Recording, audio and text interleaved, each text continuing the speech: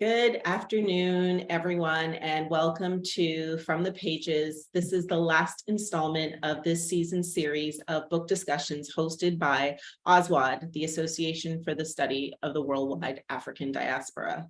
My name is Lori Lambert. I'm the secretary for ASWAD, and today we are excited to host USC professor Joan Flores Villalobos and Harvard PhD candidate Maya Doig-Acuña for a discussion of Flores's new book, The Silver Women: How Black Women's Labor Made the Panama Canal. We're going to put a link to where you can purchase the book in our chat. It's out with the University of Pennsylvania Press. We also ask that for today's event, you use the Q&A function to post any of your questions, and we will remind you of that as we move forward. So I'm going to introduce Maya, and she will introduce Professor Flores. But first, a few announcements. Registration for ASWAD's 11th Biennial Conference and convening of the International Congress of African and African Diaspora Studies is now live. The conference will be hosted at the University of Ghana, Legon, from August 2nd to August 5th, 2023, and the theme is Repatriating African Studies. There is early bird registration, and that rate is going to be available until June 1st of this year. So we've also put a link in the chat for you to get registered. You do have to be an ASWAD member. Speaking of which, ASWAD's programming is made possible through the support of our members. If you're already a member, we thank you. If you've yet to join, we encourage you to sign up at aswaddiaspora.org. You can also go to our website to donate to support other initiatives, including our efforts to provide free membership to Global South members, as well as conference travel grants for our Global South members who are attending our conferences. For those of you who are current ASWAD members, you should have received an email today about our election season. We are currently accepting nominations for our executive board. So please check your email for the nomination requirements. The deadline to submit a nomination, either a self-nomination or to nominate somebody else, is May 1st, 2023. And now it's my pleasure to introduce Maya Doig-Acuña, who is a writer, a Brooklynite, and a PhD candidate in African and African American Studies at Harvard University. Her research interests include Black diaspora formation, family history, and migratory narratives in the circum-Caribbean world. Her dissertation project draws on Black feminist methods to examine Afro-Caribbean commemorative practice and everyday placemaking in 20th century Panama and New York City, with a particular focus on Black Panamanian women's memory projects. You can find her published writing in Southern Cultures Journal, Remezcla, and Guernica Magazine. Thank you so much for being our discussant today, Maya. Over to you. Thank you so much, Lori, for that introduction. And thank you, ASWAD, for hosting this conversation and for the opportunity to just take part in such an incredible intellectual community. I am so delighted to be chatting with Dr. Joan Flores Villalobos today about her new book, Silver Women: How Black Women's Labor Made the Panama Canal. Joan Flores Villalobos is an assistant professor in the Department of History at the University of Southern California. She received her PhD in African Diaspora History from New York University in 2018. She previously taught as assistant professor at The Ohio State University. Her work focuses on histories of gender, race, and diaspora in Latin America and the Caribbean. Her first book, The Silver Women, was recently published with Penn Press. Her work has garnered support from the Ford Foundation, the Institute for Citizens and Scholars, the American Association of University Women, and the Society for Historians of American Foreign Relations, among others. At USC, Professor Flores Villalobos teaches courses on Afro-Latin America and the African diaspora, US empire, gender and migration, and the Caribbean. Joan, it's really such a pleasure and an honor to be in conversation with you. Thanks for your work and for being here today. Thank you so much. And thank you to ASWAD, which has been such an important academic home for me, and to Lori, who has helped me so much to think about my work and blurbed my book with a beautiful blurb, and Maya's work, which has already been so important to me, and it's like heavily cited in the book's conclusion. So really, you just got to read her essay first. So I'm so excited to be able to talk to you. Yay. So actually on that note, so years ago, I was, I read your undergrad senior thesis from Amherst like years ago. And I remember being like, it was such a lifeline for me. I think I was like working on a particular project. I remember being so grateful for it. And so in reading Silver Women this time, I think there was this particular thrill of just being like, wow, what a journey. This has just evolved so much. And so on that same note, just to start, can you talk a little bit about where this book project began for you? What kind of guided you to your questions and how it's evolved over time? Yeah. Thank you for reading, my most embarrassing work of all time. But it's true. This book has essentially taken me, 15 years to write, because it began as my undergraduate thesis at Amherst College, at a topic I chose when I was 20 and was just lucky to have chosen just an amazing thing that I wanted to keep working on for the rest of my career, right? And it really started out of kind of two different places. There was the, what was happening in my personal and family life. I was born and much of my family still lives in Venezuela. But starting around the time when I was in college was kind of the beginning of the Venezuelan migration crisis. So many people in my family left and now live in Panama. So at the time, and still today, Panama is kind of a central space for my family that is now scattered in so many different places, right? And Panama is kind of where we would come together because it's easy to get to from all the places everybody else lives. So it's become kind of our second home, right? And I was thinking deeply about migration and about Panama. As I was beginning to travel to Panama and become really familiar with it, I was in college. I was a Black Studies major then, and thinking a lot about Black radicalism, right? I had taken a class on Black Marxism and was really interested in it, was really thinking about it. But in that class, the only woman we read the entire semester was Angela Davis. And I was really frustrated with that, right? And I wanted to think about a topic where I could think about, right, I was kind of nagged by the question of how do we understand the role of women within a history of Black radicalism that only accepts, it seemed to me, a certain type of activism or kind of countercultural resistance, when I saw that most women really were not vocalizing that in the same way as the kind of male intellectuals that we know so well from that period. So that was the kind of first nagging question I had.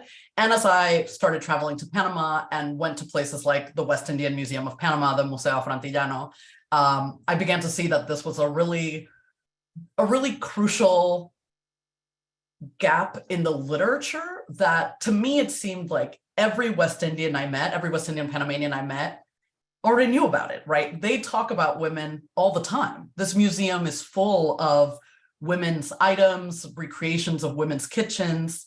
And yet when you go to the kind of the main museum about Panama Canal history, or you read any of the books about the Panama Canal, women are at very best a footnote, right? Black women, and mostly not mentioned at all. Mm-hmm, mm-hmm. Yeah, absolutely. I think also your point that it's something that like people talk about, and so that there's this kind of like odd absence in like historiography, in kind of more like official memorialization, where you're like, if everyone else knows about this and is talking about this, why is it not here? Thank you so much for reflecting on that a little bit. For those less familiar with Panama, can you just talk a little bit about the context in which these women were migrating there? Your book focuses on the construction era of the canal in particular. So were the migratory paths in which these women were arriving, how were they different from West Indian men? Yeah, so I would think the ASWAD audience probably knows a little bit more about this than the kind of regular academic audience.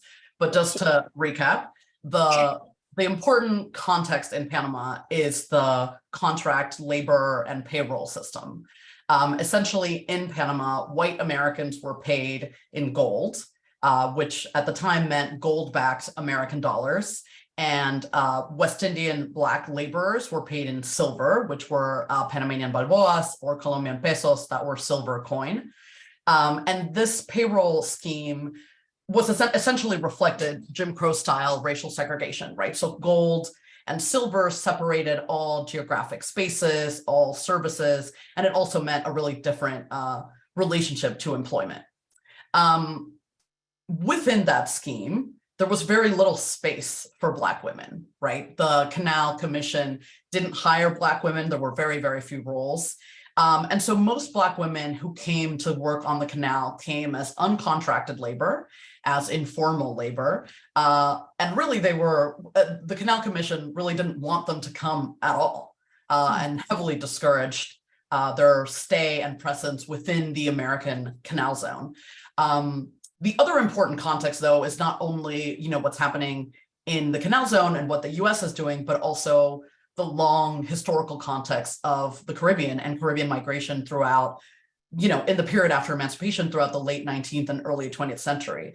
So we're really thinking about people from the islands who are really used to migration as a strategy for finding better opportunities, for trying to help their families out, right? And so when we think of a place like Jamaica that's actually so geographically close to Panama, there are, you know, historical sources that point to women traveling back and forth between Kingston and Colon, just carrying laundry, right, in a kind of everyday way. So the other important context of women's migration is that they actually have been doing this for decades, right? And that Panama is not a place that's totally unfamiliar to them.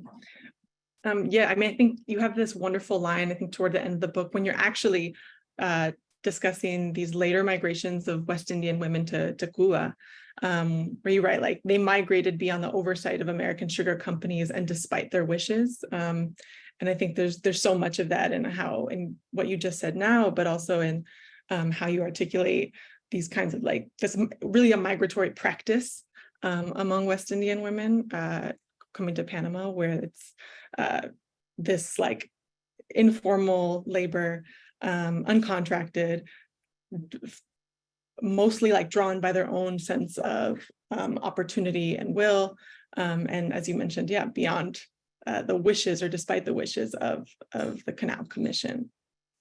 So there's and it's embedded in a much longer kind of history of movement throughout the Circum-Caribbean, right? So Panama is a moment in that, but not necessarily an exception at all to this, like, longer practice of essentially, like, Circum-Caribbean traffic, right?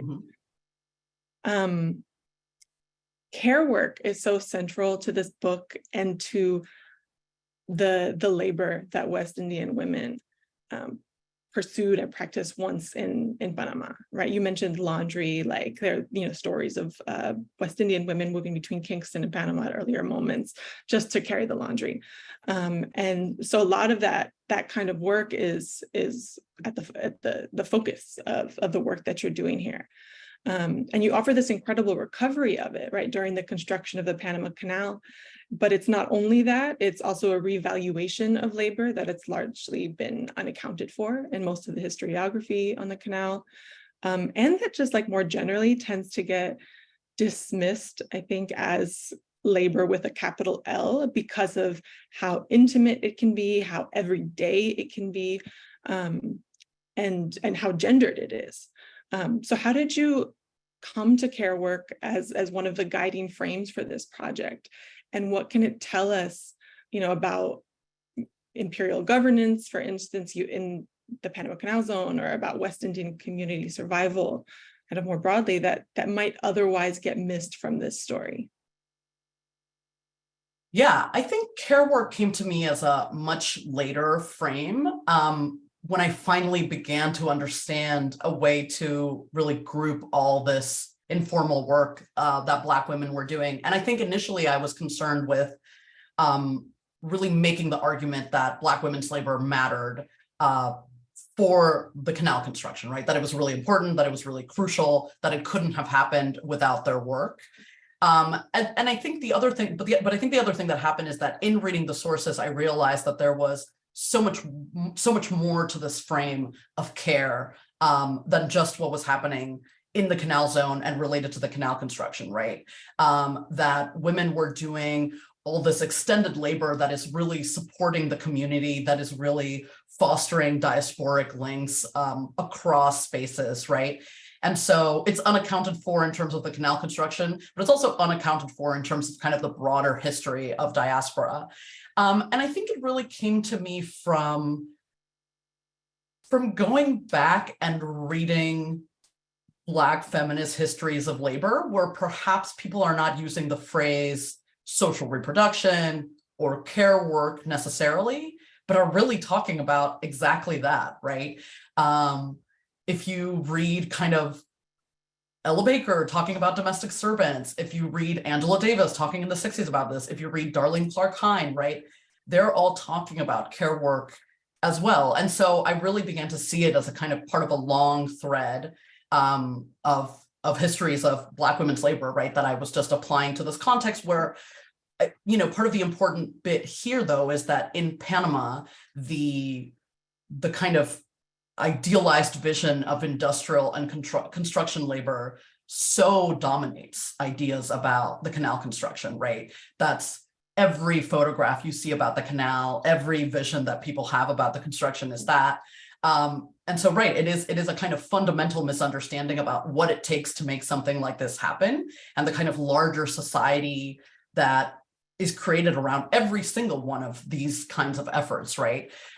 So hopefully the book is not just a reassessment of Black women's labor here in Panama, right? But a real reconsideration of how all labor functions and how it relies on formal and informal, contracted and uncontracted work. Mm-hmm. I mean, I think it absolutely is, you know, I think, and there's such a range of how you do that also, right? Because it's not, you look at, for instance, the work that people are doing that is paid, but then there's also this consideration of all of the work people are just doing at home or with their families, all of the like sustaining and cultivation of kinship networks and mourning practices and like just making sure that somebody, you know, someone's partner who is working on canal construction has a meal right during the day or at the end of the day.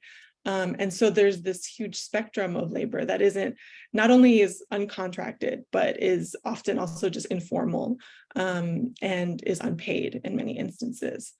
And I think too that there's, you know, you make there's this point that threads throughout the rest of the chapters that I think applies to your point about beyond Panama, like to so much, but that Black women's care work, even when it was largely uncontracted, even if it's unpaid, was also exploited labor, right? That, you know, the ICC, you know, encouraged Black women's informal and entrepreneurial labor in some cases in order to relieve their own burden in taking care of Black workers, right?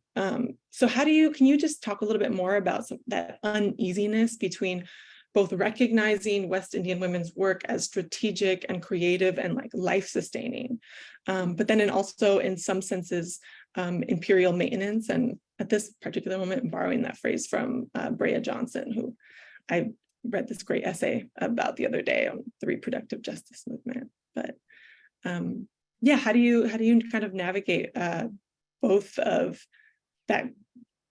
those things at once? Yeah. And as you noted, right, exploited labor, but totally needed. I mean, going back to the food question, right? These are workers that are having 12, 14-hour days. And so I think people would maybe traditionally in understandings of the canal construction, something like feeding the workers is not really upheld as important as the construction labor, right? But when you have a worker who is, you know, in a ditch 12 to 14 hours a day, and the Canal Commission is serving Black workers food that is essentially rotted, inedible, right? The Black women who are feeding them are doing literally the work of survival, right? The Canal Commission notes that, and they begin to essentially even let go of improving services for silver workers. They say, well, especially the married men, they can get food from Black women, which is better than the one we can even make. They stop building married housing for silver workers. And so they know, even as they kind of repudiate Black women's migration, they know that they're relying on them consistently, right? And this uneasiness, as you say, right, between their work of imperial maintenance and their work that is kind of strategic navigation of that, was such a central part of the work to me, because again, I wanted to think about what Black women were doing in the Canal Zone that is perhaps difficult to identify as a kind of countercultural strategic move, right? Because it is so embedded within these systems. And I guess I wanted to get at how do you do that within a system that you can't help it? There is nothing, like, these women are really limited by the choices they have. They live within a violent system, and still they're making do. Still they're sustaining their communities, right? And that's the thing that was like particularly important to me. I will also say that a big influence for thinking about that argument and that ambiguity, that kind of paradoxical situation, comes from thinking about the work of Shauna Sweeney, who was in grad school with me, who's also an ASWAD member. And she talks a lot about market women during enslaved market women in Jamaica, right? And precisely this issue, market women were embedded within the system of enslavement. They did not exist separately from it. They sustained it in many ways. At the same time, their work was also about survival, was also about saving for their families, was also about creating, a special sector for themselves. So that really inspired me in thinking about this context as well. Mm-hmm, mm-hmm.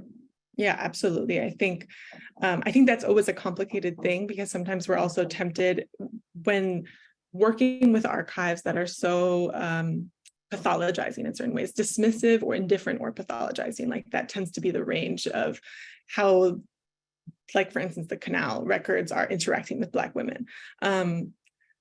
We want to also identify where Black women are subverting that system. And I think you're able to do that while also recognizing the fact that it is within this system, that they're maneuvering right through something, and that kind of everyday subversions don't also necessarily always mean not participating in, right, or not being essential to in some way, And I guess on that note, I'm so curious about your process of archival research. We were chatting about it a little bit before this event started. I think the type of material you work with is really expansive, and yet a lot of it necessarily comes from the state, like whether it's Canal administrative records, or court, records from the court, criminal investigations, or if not that, it's from, for instance, like travelogue type sources from white Americans, like these very nostalgic memoirs that, are the focus of one of your chapters, written by white women living in the zone. But then there's so much about Black women's intimate lives and subjectivity, and evasion of like an imperial gaze that I think you're able to document through looking at those sources.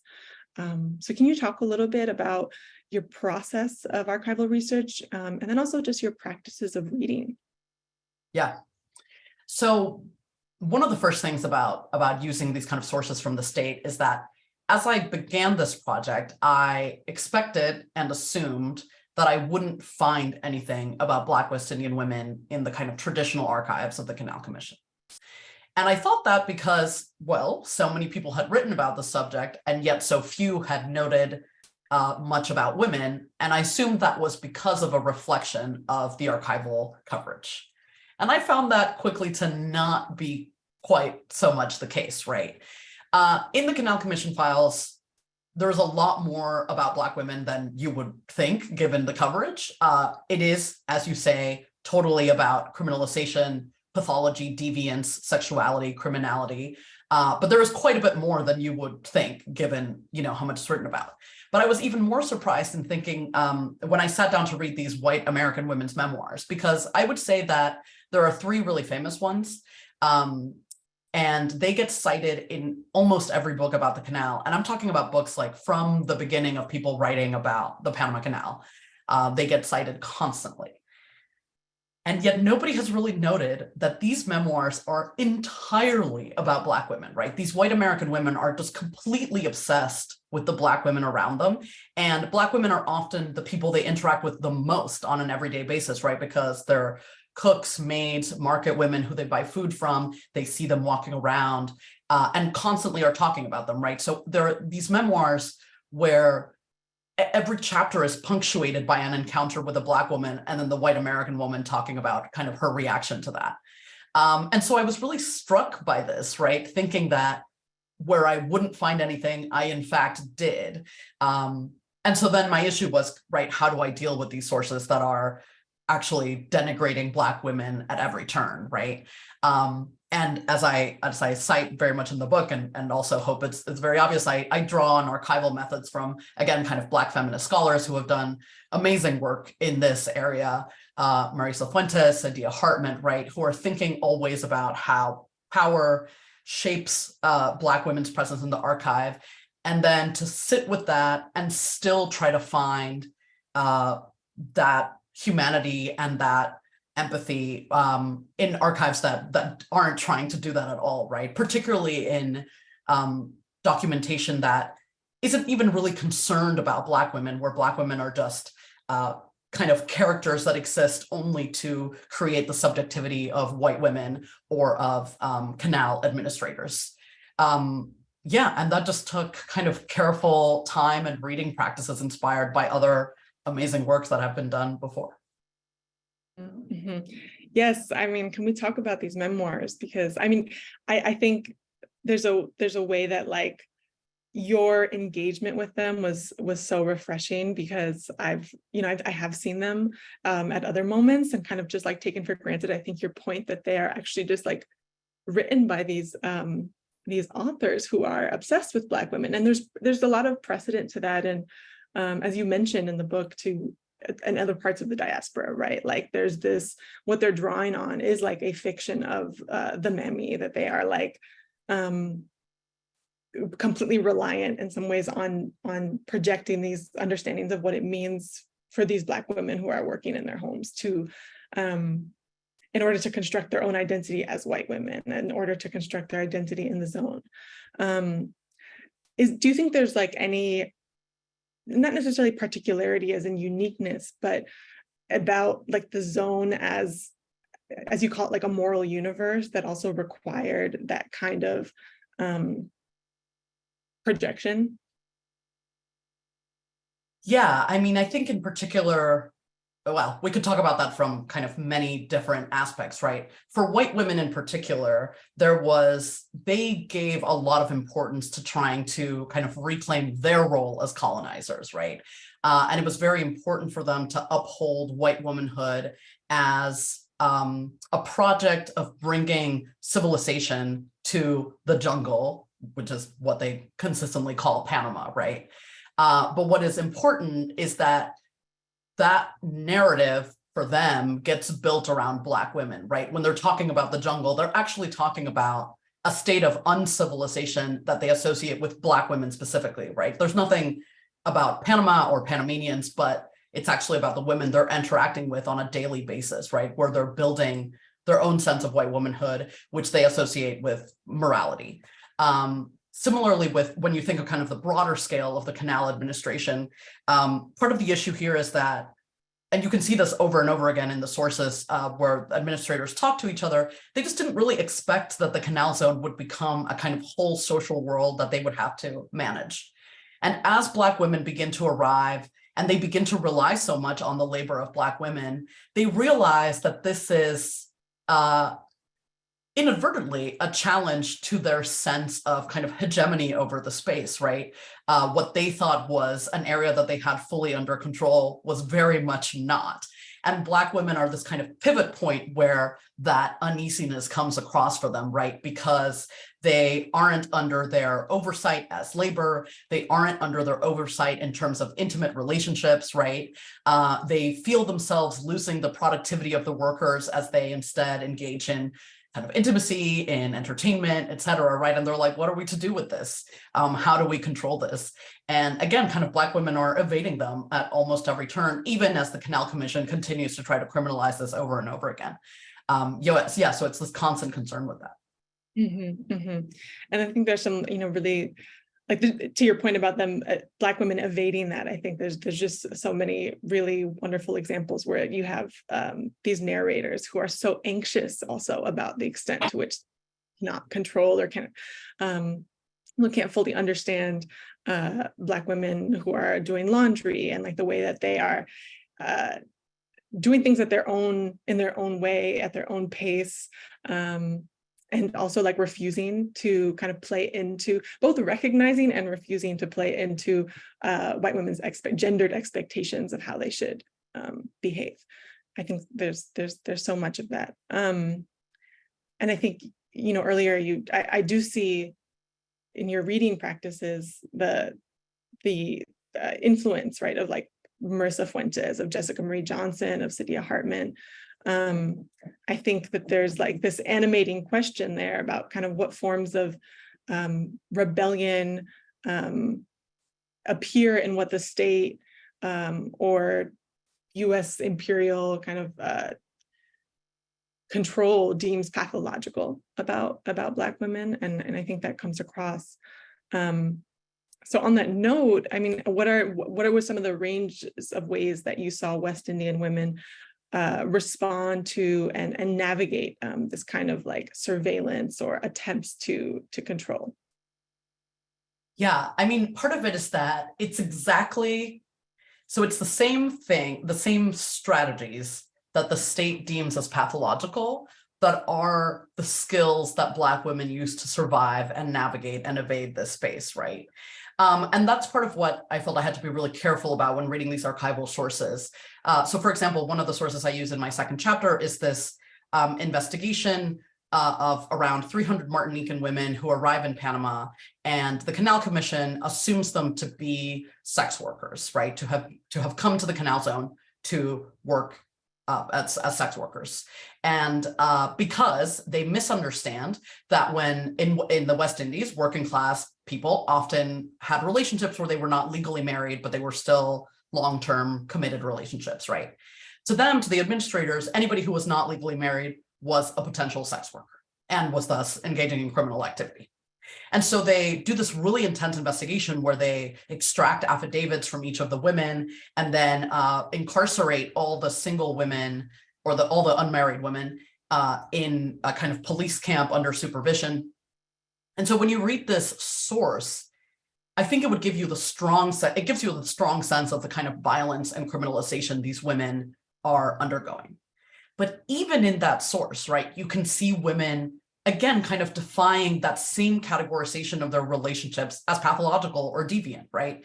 Because often they will say something like, you can tell, they're responding to a question about whether they're married or unmarried, and they'll say something like, well, I'm not married, but I live with my husband, right? So they're still calling their partner's husband. They say things like, I live in a moral relationship, right? They categorize what they do as moral.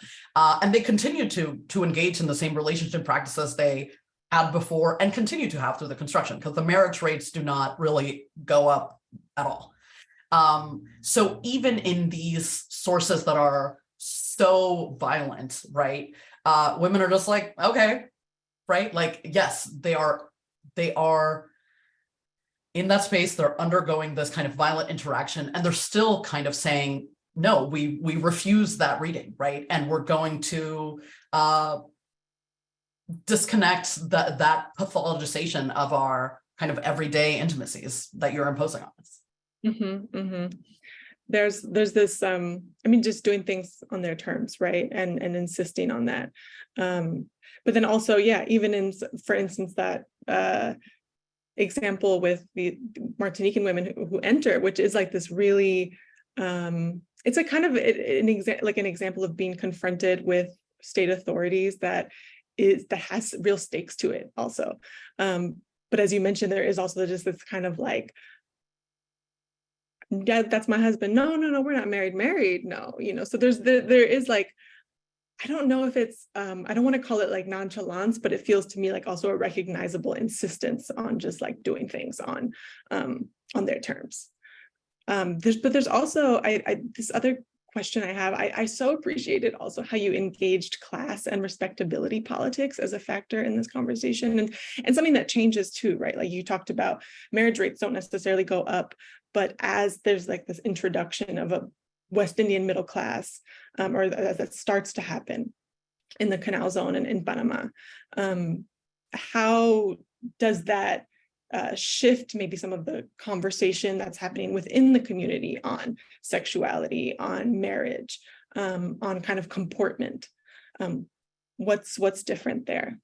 Yeah, and part of what's interesting to me about that is what changes about the discourse about it and the practices of it, right? Mm-hmm. And you can really see that distinction as people in the aftermath of the construction, both in Panama and as people begin to move to other places, that this conversation about respectability, this conversation that kind of dismisses women in informal labor and sex work as not part of the kind of community that West Indians want to uphold, is not really lining up with a change in practices, right? So again, marriage rates don't really substantially go up. Women still work in informal labor throughout the decades following construction, right? But now the sense of what the community needs to uphold to kind of survive in these spaces becomes this really kind of moralizing patriarchal vision. In particular, again, in the kind of immediate aftermath of the canal construction, when most West Indians lose their jobs. And so you can see that the kind of the combination of people joining the UNIA, the loss of employment, and then the strong xenophobia that West Indians begin to face in Panama, as they do in many places in that kind of 1920s period, right, creates this, this discourse that is trying to counter that, but in a way that also ignores all the work that women did before it, right?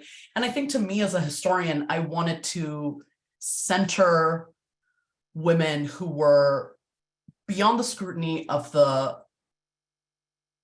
state, but also beyond the scrutiny of the kind of version of Caribbean intellectual life and intellectual history that we know from this period, right? Women who were not, I mean, sure, we have people like Claudia Jones, who is amazing, who is talking about triple exploitation, right? But we also have women who are living that in an everyday way, even if they can't verbalize it to us in historical sources. And I wanted to make sure that kind of their everyday practices of that was still part of the work, as well as thinking about the class and respectability politics that maybe buried that beneath other discourses. Mm-hmm, mm-hmm. And I think it's so interesting because I think it depends what kind of archival collections you're looking in that surface different parts of that conversation. I think that there's, for instance, a lot of the material I've looked at is coming from segments of this community that maybe are part of that West Indian middle class and that are like very consciously kind of trying to present the community as adhering to a certain code of respectability and like normative gender relationships and presentation. And I think that's what's interesting to me about looking at state records is in some ways kind of getting to see these like windows into practices and how people are actually living that don't necessarily always show up in the more like formal, the more formal material that like even comes sometimes from parts of the community itself, right? Because there is that kind of division in discourse and then practices. I think we're like family. Oh, go ahead. Oh, I just wanted to add that Keisha Corinaldi has a great book that also came out recently called Panama in Black, Afro-Caribbean World Making in the 20th Century, that is essentially about West Indian Panamanians in the aftermath of construction. So it's like the part 2 to my book, and she really takes on this question. So anybody who is interested, that's a really great place to look for more on this. Yes, absolutely. And I want to just, add an exclamation point to that, because there's so much deep exploration she does there also, similarly on like gender and class politics, as they evolve in the community. Gosh, what was and I'm just losing the little second thing I wanted to say, but I was going to say, I think it's interesting that, state records in some ways can kind of show, oh, I remember. I was also going to just say that I think family history and kind of mythologies and those kinds of methods can also come in handy when there's something that you just know is true. Like you're like, well, I know, my great grandparents weren't married and my grandparents weren't married and like so on and so forth. And everybody seemed like that was fine. And so also had kids with so and so. So we know that this was happening, right? And it's useful to kind of surface those, I guess, uneasy places where discourse is different from practice. We have I think a few minutes before we move toward questions from the audience. And so I just wanted to ask about, at the end of the book, you have this wonderful switch a little bit where you take us to other sites of Black diaspora, other West Indian migratory routes that are taken from or intersect through Panama. You focus on Cuba and on New York. How did you make choices about where you wanted to look next? Because I think the nature of this is that there are also there are possibilities. So I'm curious about that. Yeah, I mean, one of the things that led to that chapter, which was not an original part of the dissertation, and then was such a crucial part of kind of ending the book as a whole narrative, was that I got a lot of questions from people that said, well, if you're putting Panama within a context of saying, well, but Caribbean people migrated before and they continue to migrate after, then what difference did the Panama Canal make? And I wanted to make a case for that, right? I do think it was a different thing. I do think it was a distinct space. And I think that the amount of money and power that was circulating there was unique. And I think that Black women who migrated to Panama learned something about their interaction with US empire, right, that influenced what happened afterwards. And so the places I focus on in that last chapter, which are thinking about the other, what happens after construction and where do Black women go? Some of them stay in Panama, but most people leave, right, was the choices I made there was to kind of emphasize that point. New York and Cuba were the choices I made, partly because of demographics. That's just where most people went. But the other thing was, again, about the sources. When I was looking at Cuba, for example, if you read, there are this great collection of oral histories of West Indians who went to Cuba in that period, and then a series of great documentary films by the filmmaker Gloria Rolando. And when you see any of those sources, women fully dominate those stories, right? They are most of the ones that make up the oral histories. There was an amazing Barbadian elder who is the oldest living person in that community of Baragua in Cuba, who's really kind of the keeper of memory of West Indians who traveled to Cuba. And they talk so much about their travels through Panama and how that influenced their migration, right? So I knew that was going to be part of it. And then the point with New York was, again, to think about maybe some of the more traditional scripts of Caribbean migration we have about this period. I became really interested in figuring out how almost every intellectual or activist we can think about actually came to New York and first stayed with a female relative, right? Like an aunt, a mother, a partner.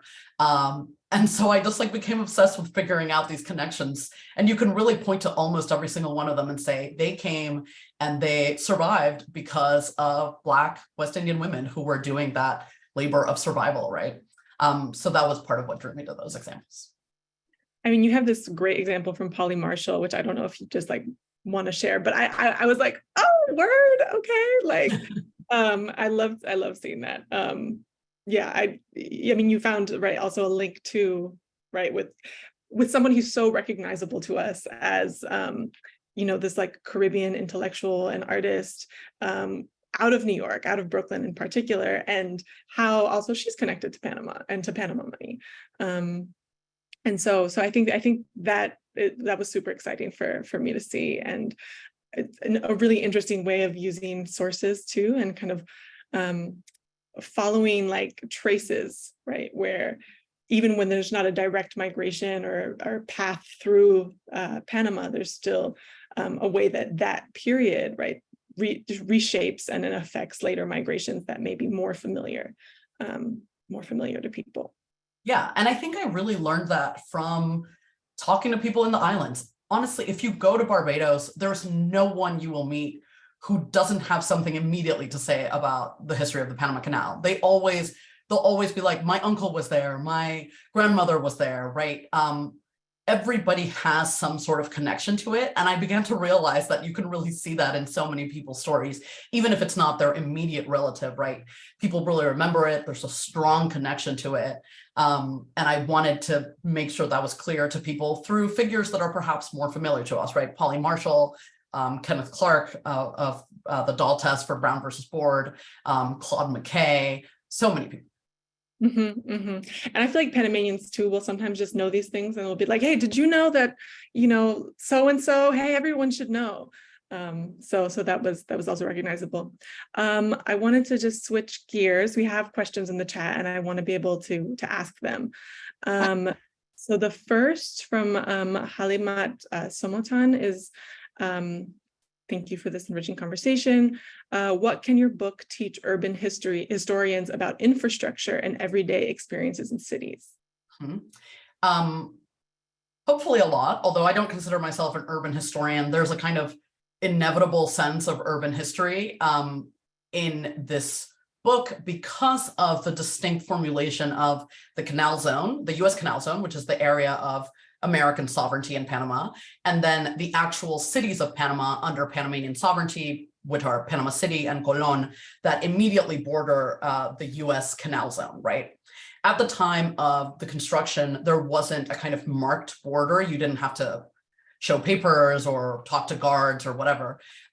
So the interaction between these two spaces and how the US is extending power towards Panama, but also how West Indians especially escaped to Panamanian territory to avoid some of the more explicit racial segregation and discrimination they faced in the zone. And the interaction between the both of those is a huge part of the story, right?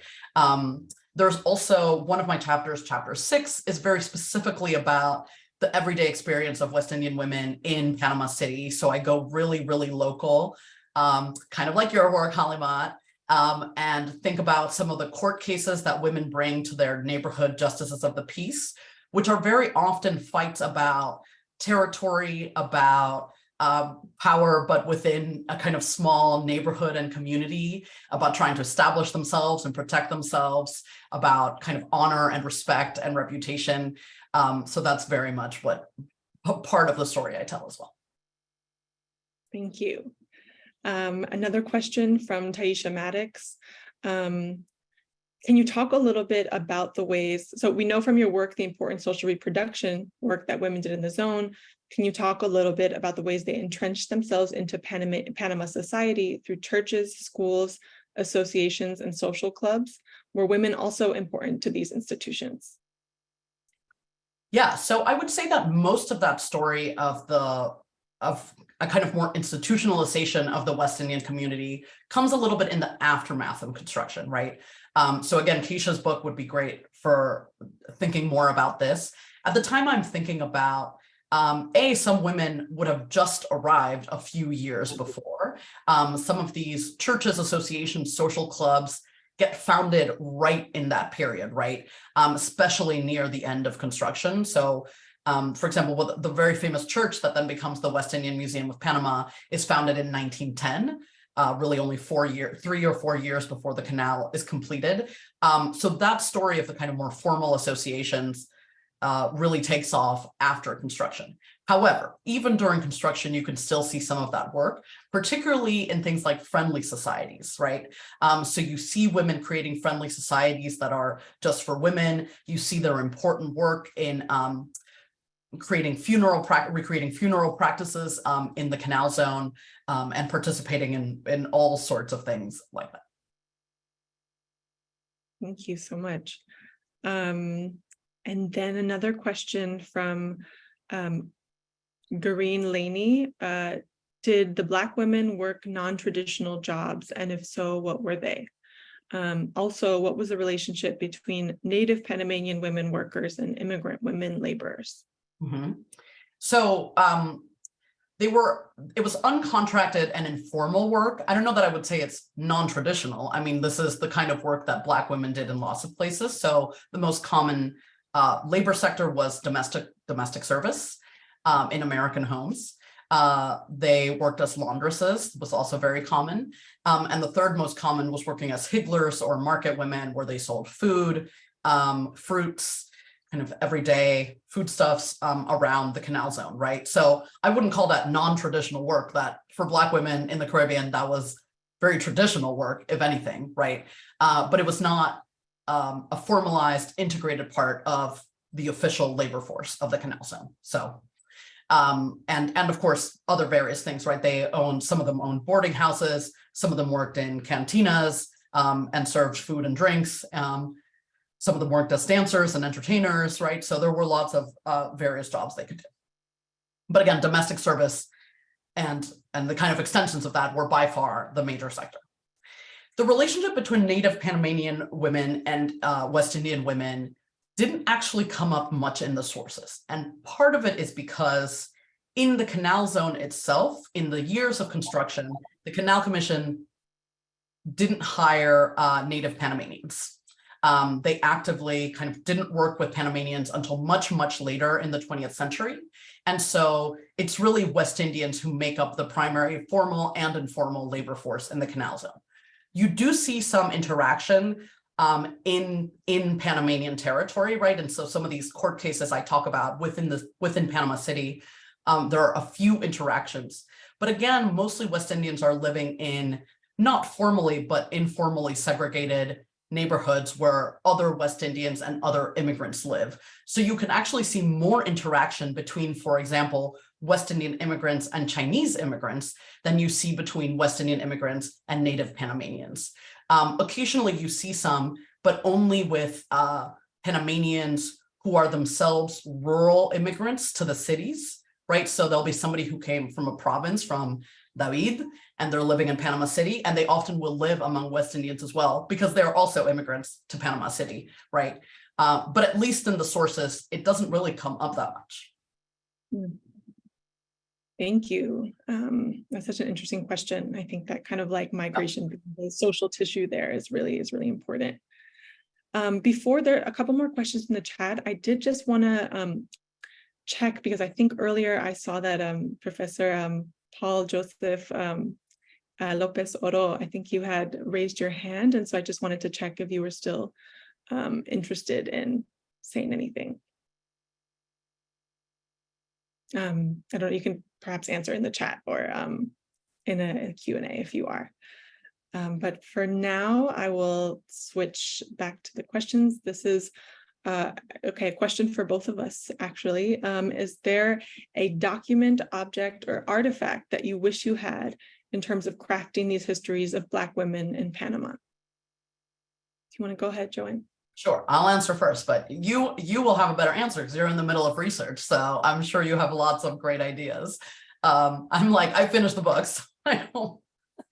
But actually, one of the sources I found really, not even found, that kind of came to me at the very end of my research was, there's this amazing group in Panama. It's called Pan-Caribbean Sankofa.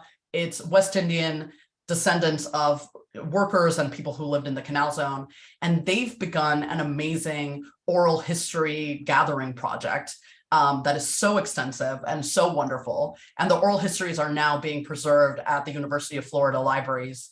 When I was working on my book, the oral histories didn't really get collected and archived until the very, very, very end of my process.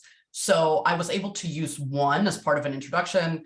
That was really lovely. They invited me to come talk in a panel with them, which is how I got acquainted with the material. But I really wish I could have used those sources more. And honestly, that's where I want another historian to go pick those up, right?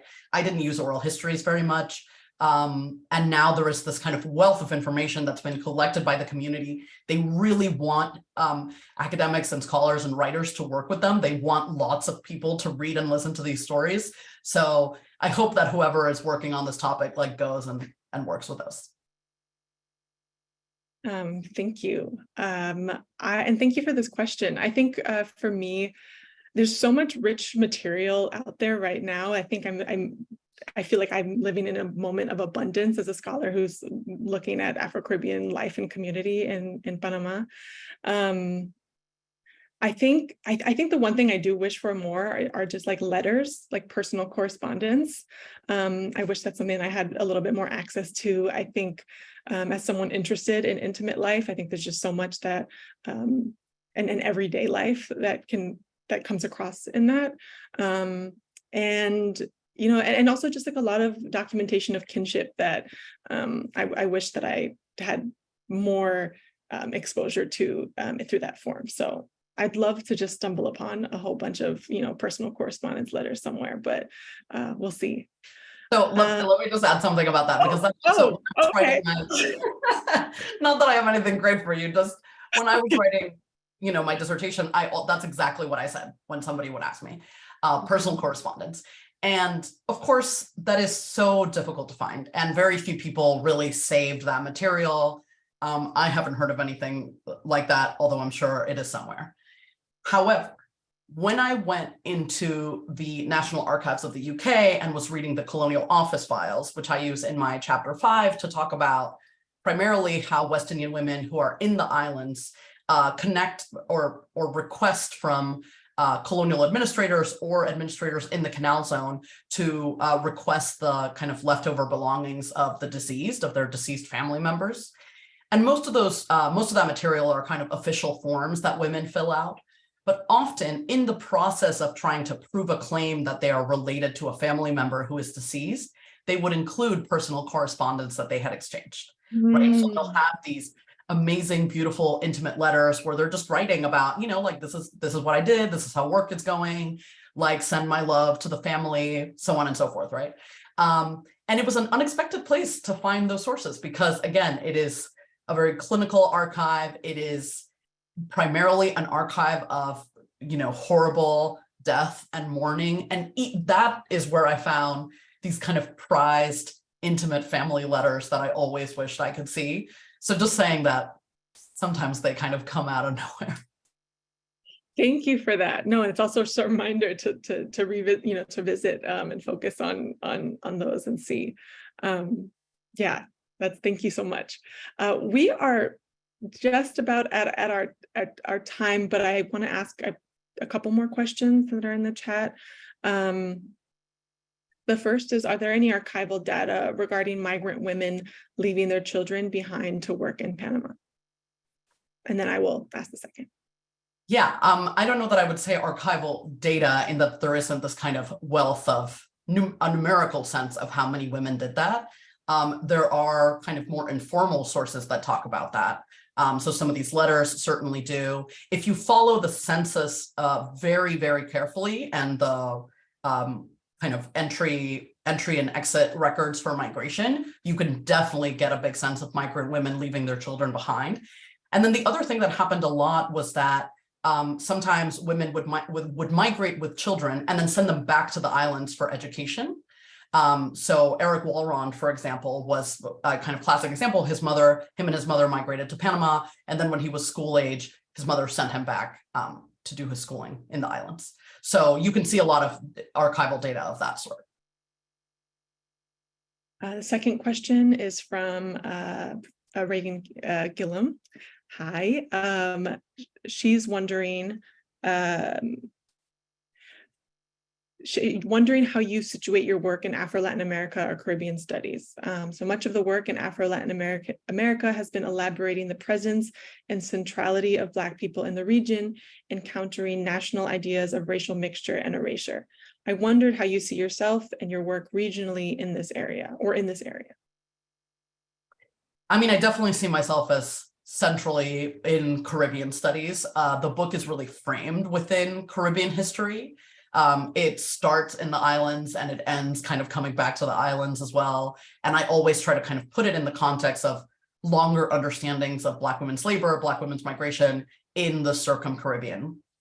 I think initially I was not thinking about this as a project about Afro-Latin America because I felt actually a little frustrated by what I often saw as a limiting nation state framework in much of the work about Afro-Latin America. And I didn't want to write a book that was about Panama.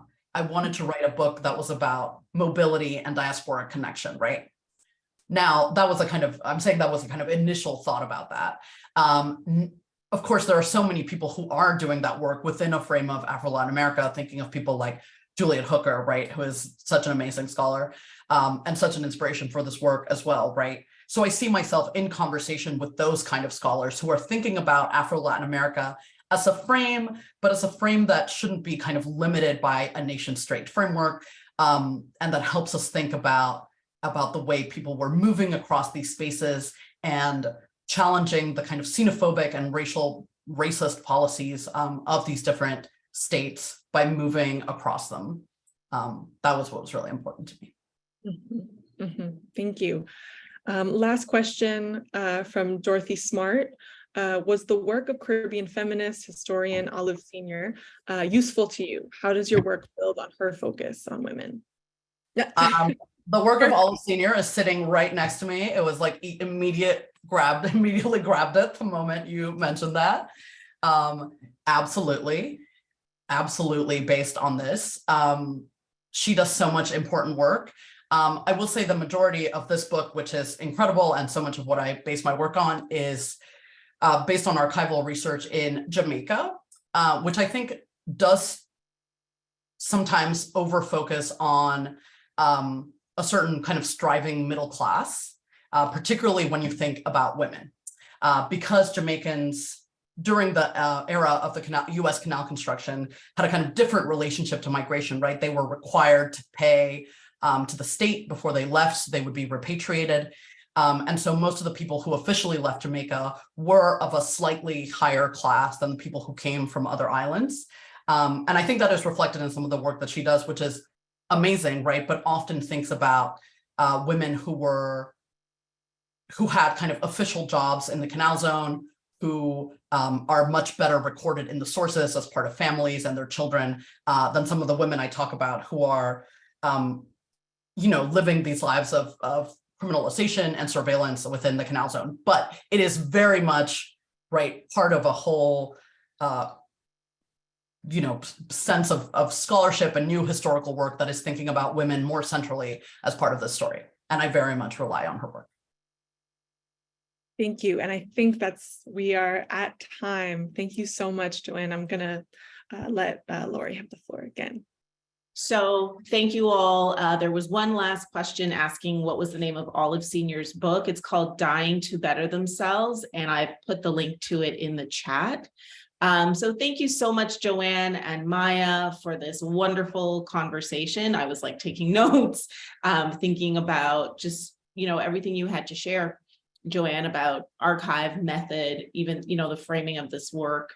Thank you so much to James Perla at the Woodson Institute at UVA for shepherding us through all of the tech requirements and everything for this entire series. Thank you to Rochelle Roberts, who is in charge of the promotional materials for this series. Thank you to our audience, everyone who's been here.